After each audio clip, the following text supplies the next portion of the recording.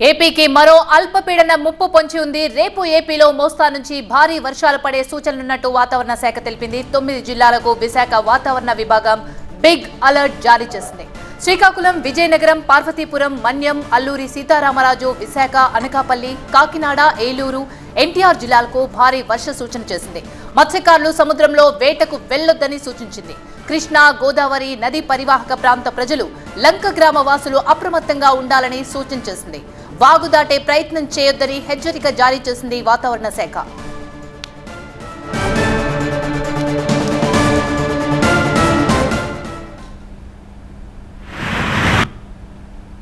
ఇప్పుడున్న ప్రాథమిక అంచనాల ప్రకారం మన ఉత్తరాంధ్ర జిల్లా మీద దాని పరిసర ప్రాంతంలో ఉపరితల ఆవర్తనాలు 3.1 కిలోమీటర్స్ నుంచి 7.6 కిలోమీటర్ హైట్ వరకు, అంటే ఇది ఉత్తరాంధ్ర ఆల్మోస్ట్ ఇది.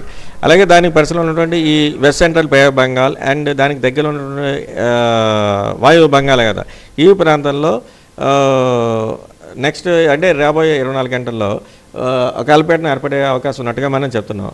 అలాగే ఇప్పుడు దీని ప్రభావం చేత అలాగే మాన్సూన్ స్ట్రాంగ్ కండిషన్స్ వీటన్నిటి దృష్ట్యా మనకి నెక్స్ట్ కమింగ్ 24 అవర్స్ వరకు చూసుకుంటే కొన్ని జిల్లాలకైతే భారీ నుంచి అతి భారీ వర్షాలు వచ్చే అవకాశం ఉన్నట్టుగా చెప్తున్నారు.